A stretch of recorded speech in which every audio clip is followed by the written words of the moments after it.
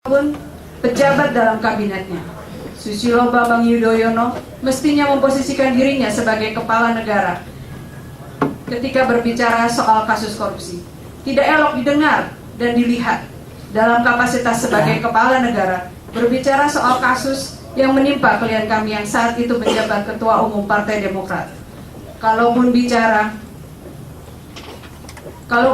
sebagai presiden, ia tidak bisa bicara khusus, sebab ketika membahas Anas secara khusus, tentu secara langsung ataupun tidak langsung sama saja memberi tekanan terhadap KPK, sebuah intervensi terhadap KPK. Drama itu berakhir dengan penyampaian 8 solusi yang disebut sebagai langkah penyelamatan partai oleh Ketua Dewan Pembina yang juga Ketua Majelis Tinggi Partai Demokrat Susilo Bambang Yudhoyono. 8 solusi tersebut dihasilkan dalam rapat Majelis Tinggi yang dihadiri pula oleh Ketua Fraksi Partai Demokrat di DPR dan menteri-menteri yang berasal dari Partai Demokrat. Di antara isi 8 solusi Majelis Tinggi itu adalah pengambil alihan kepemimpinan Partai Demokrat dari tangan Anas Urbaningrum, klien kami.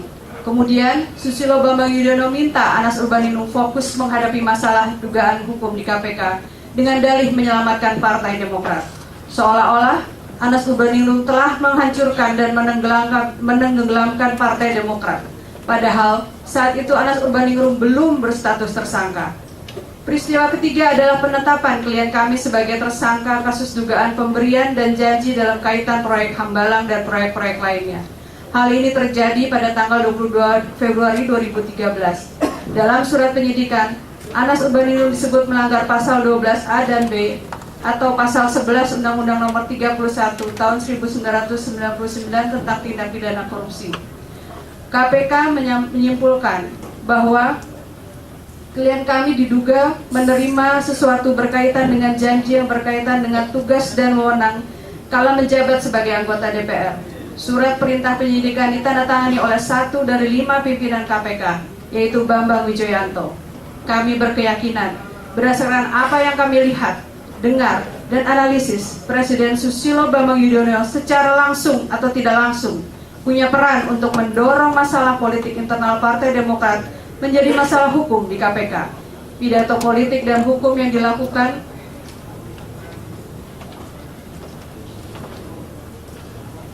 di Jeddah, Arab Saudi jelas merupakan tekanan dan intervensi dalam proses hukum klien kami.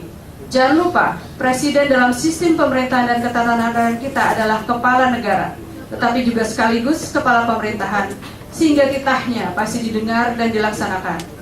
Proses pengambil alihan kewenangan Anas Urbaningrum sebagai Ketua Umum Partai Demokrat dan perintahnya agar Anas Urbaningrum berkonsentrasi menghadapi masalah hukum adalah penggirangan politik yang nyata bersamaan dengan saat-saat krusial penetapan Anas Urbaningrum menjadi tersangka. Presiden Susilo Bambang Yudhoyono dan para pembantunya tidak bisa membantah fakta-fakta itu. Pernyataan dan analisa dapat dibantah, tetapi apakah fakta bisa dibantah atau disembunyikan? Majelis Hakim yang mulia, saudara penuntut umum yang kami hormati, dan rekan-rekan pers yang kami hormati. Kami berkomitmen sejak awal untuk menjaga agar kasus ini tidak melenceng dari hukum dan sesuai dengan hak asasi manusia. Karena kami merasakan dan menganalisis bahwa kasus yang melibatkan klien kami ini syarat dengan kepentingan politik. Politisasi kasus ini sudah terlihat dari pernyataan Presiden Susilo Bambang Yudhoyono di Jeddah yang meminta KPK untuk segera memperjelas status Anas Urbaningrum lantaran namanya kerap disebut terlibat korupsi. KPK demi independensinya sebenarnya dan seharusnya menolak perintah-perintah seperti itu, meski dari seorang presiden sekalipun.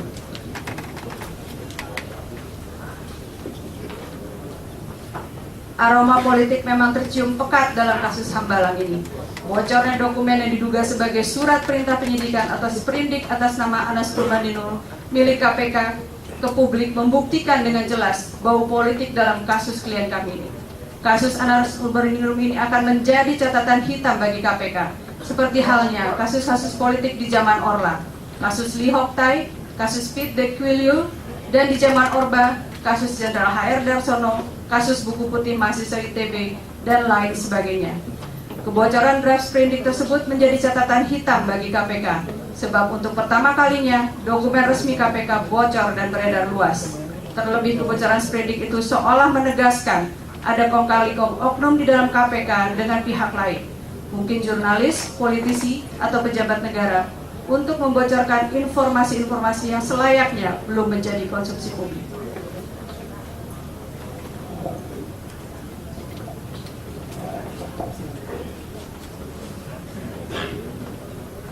Saya kira kita skor dulu karena sudah azan. Baik, yang mulia, kami terima kasih. Jadi untuk salat maghrib dan makan malam sidang diskor, dan nanti kita buka lagi lebih kurang jam 7. Demikian sidang diskor.